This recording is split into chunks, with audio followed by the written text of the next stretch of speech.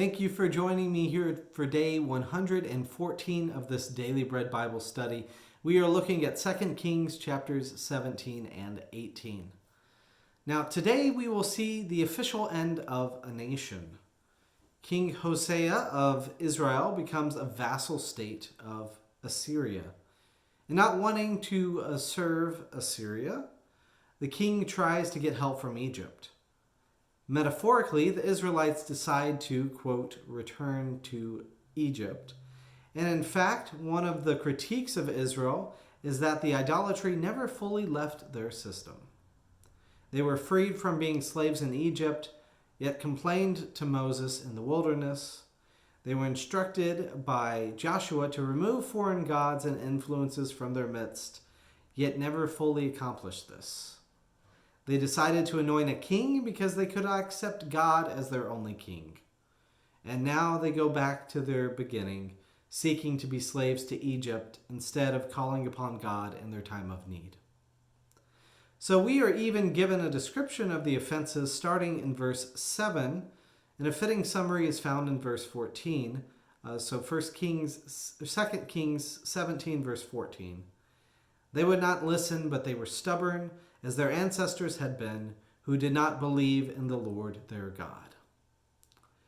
In chapter 18, verse 12, it says, They did not obey the voice of the Lord their God, but transgressed his covenant, all that Moses and the servant of the Lord had commanded. They neither listened nor obeyed. Therefore, the author writes that the covenant with Moses is void. In 2 Kings 17, verse 20, the Lord rejected all the descendants of Israel. It should be noted that the kingdom of Judah is far from perfect. They commit similar idolatry, and exile is coming for them too, though the promise that God will continue the line of David creates the messianic hope. This messianic hope will lead to some people believing in Jesus as the Messiah, and we will get more on that in the discussion of the New Testament. This chapter details the intermixing of people of the land. People with new and different heritages settle in the area of Samaria, thus further removing the connection with Israel and with Jacob. God is worshipped casually. The bigger challenge for the region of Samaria is that they never fully give up worshiping other gods and observing other customs. The Judeans will judge these people in future generations for disregarding the law of Moses, giving them the shaming label of Samaritan.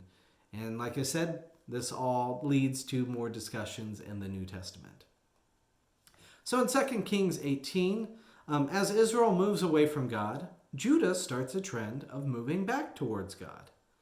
King Hezekiah of Judah is compared to King David, that he did what is right, trusted in the Lord, removed the high places used for worshiping other gods, and even removes idols made by the Israelites, including the bronze serpent of Moses.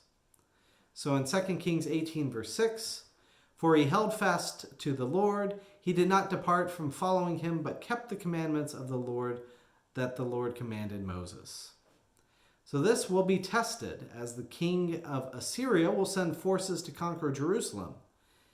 So in 2 Kings 18:28, Hear the word of the great king, the king of Assyria. Thus says the king, Do not let Hezekiah deceive you, for he will not be able to deliver you out of my own hand. Do not let Hezekiah make you rely on the Lord by saying, The Lord will surely deliver us, and this city will not be given into the hand of the king of Assyria. So what will the Judeans do? Will they give in to Assyria? Will they rely upon God to deliver them? Will God refrain from exiling Judah? We will see this story continued next time.